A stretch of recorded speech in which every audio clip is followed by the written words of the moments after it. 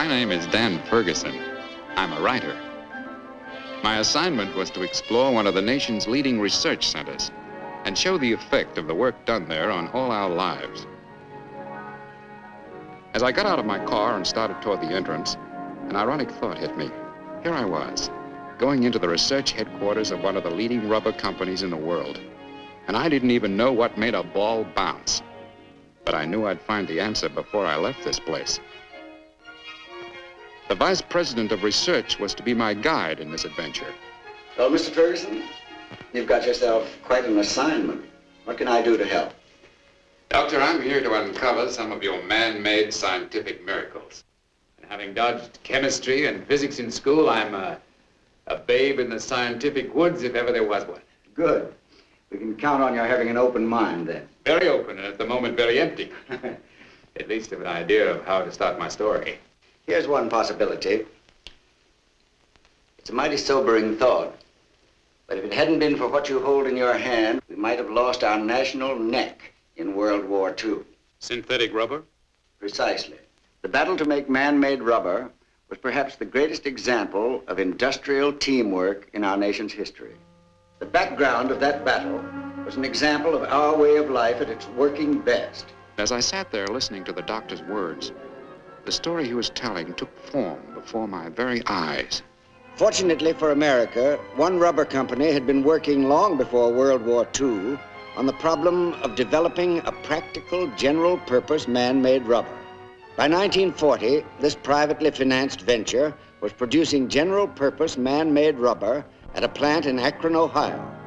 But this production, important as it was just a molehill alongside the 650,000 long tons of rubber the nation used in 1941. Almost all of that, 97%, came from the Far East, over an ocean lifeline 10,000 miles long. Japan knew this. She smashed Pearl Harbor, crippling our fleet. The enemy's goal was the rubber lands, and she got them in a few short weeks. The rubber ships stopped coming. Not only our war effort, but our very survival as a nation was in the balance, as Uncle Sam faced the most critical period of his life. From Washington went out an SOS, and industry answered. The men in rubber, in petroleum, and in chemicals formed a combat team to fight the battle for man-made rubber. It was a battle we had to win, or else lose wars on two fronts and at home. It was only 20 months after Pearl Harbor that the largest plant for making man-made rubber went into full operation at Port Neches, Texas.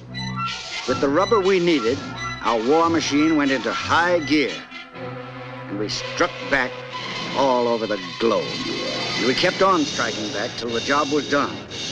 There were plenty of times when we didn't know if we'd make it on time. Doctor, I see what you mean. There certainly is a real story here in my hand. But my next question is, how did you do it?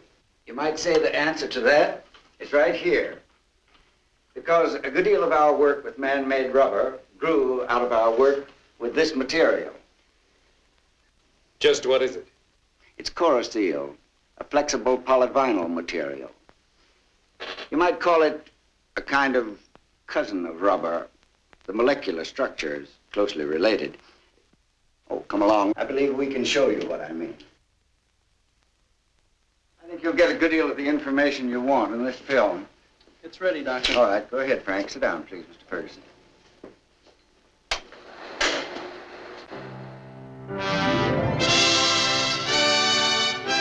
In the new world of chemical wonders, polyvinyl flexible materials and man-made rubber are closely related in many ways. The first of these, polyvinyl materials, comes from very simple beginnings: salt, water, limestone, and coke. In the manufacturing process, salt and water plus electricity produce hydrogen and chlorine gases, which combine to form hydrogen chloride. Coke and limestone are combined to form acetylene. These two gases are then combined in turn, heated, compressed, and cooled and thus converted to liquid form. The result? Vinyl chloride. A single drop contains literally billions of molecules in a seething, chaotic world of their own. The addition of a catalyst to vinyl chloride works a startling change. The catalyst, like a top sergeant who never joins the rookie ranks, still gets plenty of action. All right, you guys, fall in on the double. Dress it up. The effect of the catalyst makes these molecules grow and hook together in long, strong chains. This bonding reaction is known as polymerization. It gives rubber and plastics their resilience and toughness, their ability to stretch and return. In this case, the process of polymerization results in the material polyvinyl chloride. This material is plenty tough, but of no practical use until a plasticizer is added. The plasticizer's softening influence makes these tough little characters pliable and workable. Thus was created a new material known as Geon, from which Corosil products are made. A material which brought into being new plants, new jobs, and a vast array of new products which contribute to the safety, comfort, and the beauty of our daily lives. The knowledge gained in working with new flexible materials enabled research scientists and engineers to develop further their chemical cousin and to put man-made rubber into a host of constructive services for mankind. Surgeons' gloves today are thinner yet stronger than ever before. Man-made rubber has brought improvements in plasma and surgical tubing and many other items for medical and surgical uses. Lighter, higher pressure hoses are on our first line of defense against fire. Conveyor belts of sturdy, longer-lasting rubber are constantly at work in the nation's quarries, factories, docks, and mills. But despite the literally hundreds of other products for which rubber is used today, about 2/3 of the nation's production goes into tires and other transportation products. Over 40 million cars ride the nation's highways with the speed and comfort only pneumatic tires can provide. And road safety is greatly advanced due to the lifesaver tubeless tire which man-made rubber made possible.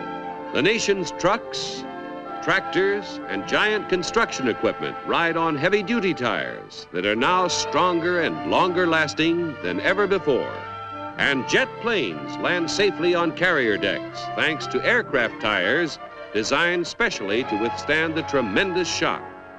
There are other advances almost beyond number, and always the work goes on to discover, to refine, to improve.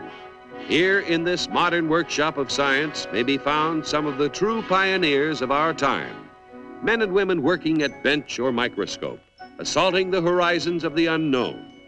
And each of their discoveries becomes another milestone on a road which has no end as they continue their task of converting the dreams of yesterday to the realities of tomorrow.